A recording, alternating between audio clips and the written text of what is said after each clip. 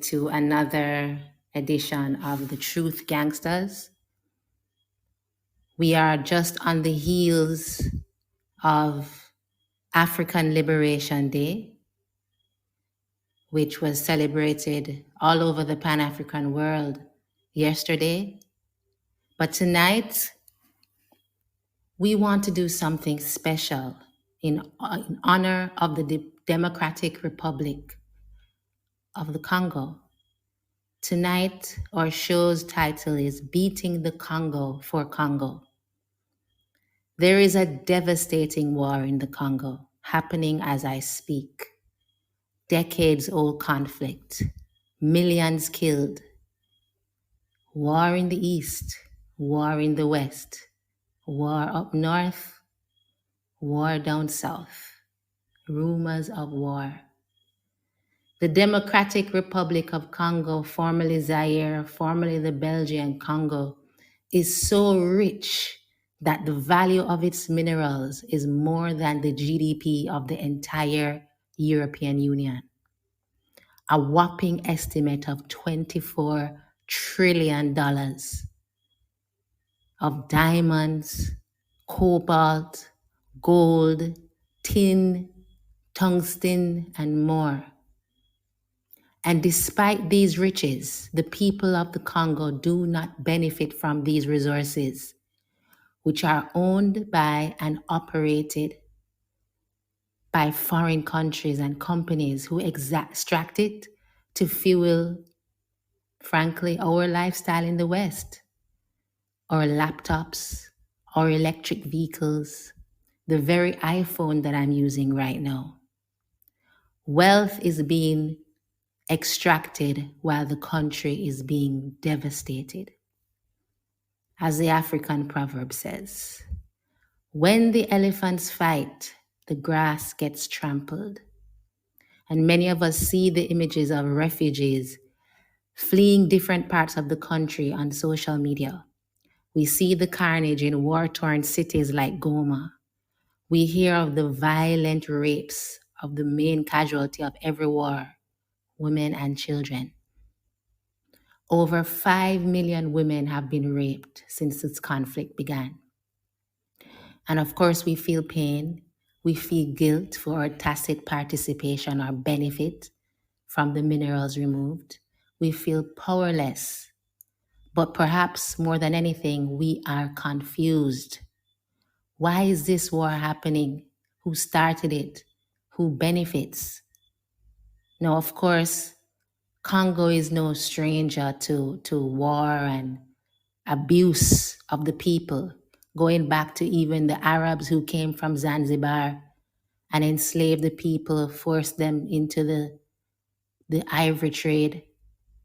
We know about Leopold of Belgium, that diabolical leader that though Hitler is demonized, we hear no mention or little mention of Leopold and his atrocities when he was there to extract Congo's rubber and to remove the hands, chop off the hands of the people who did not meet his rubber quota. We know about the vicious assassination of Patrice Lumumba in the 60s. And the United Nations is as useless now as it was then.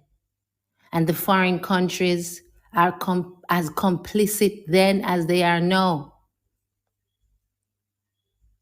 The average UN personnel, so-called peacekeepers in Congo, receive roughly $58,000 per year, which if you look at what the average ordinary worker in Congo makes, it's like about $230. As Kagame said, you have a UN peacekeeping mission that's spending $1.5 billion every year, and nobody asks, what do we get out of this? He went on to say, from the best arithmetic, why don't you give half of this to the Congolese to build schools, to build roads? Why do we give them to soldiers who rape people every day? As we know, these peacekeepers are just a bunch of tourists. And there's yet another relevant African proverb. When the brothers fight to death, a stranger inherits their property.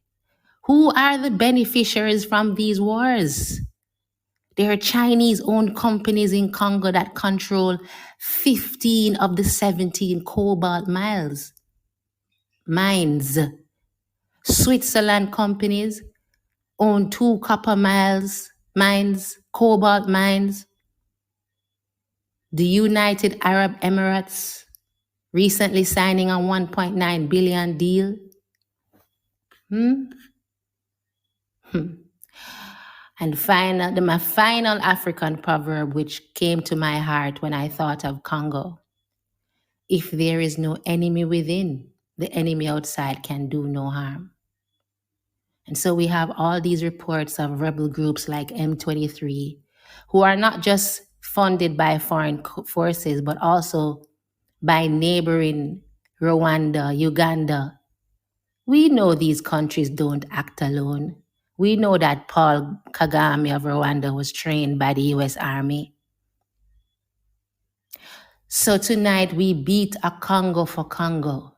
We beat the spiritual drum of our ancestors in the spirit of Pan-Africanism, which demands that we must concern ourselves with Africans across the globe and join their just fight. As Bob said, we Africans will fight. We find it necessary.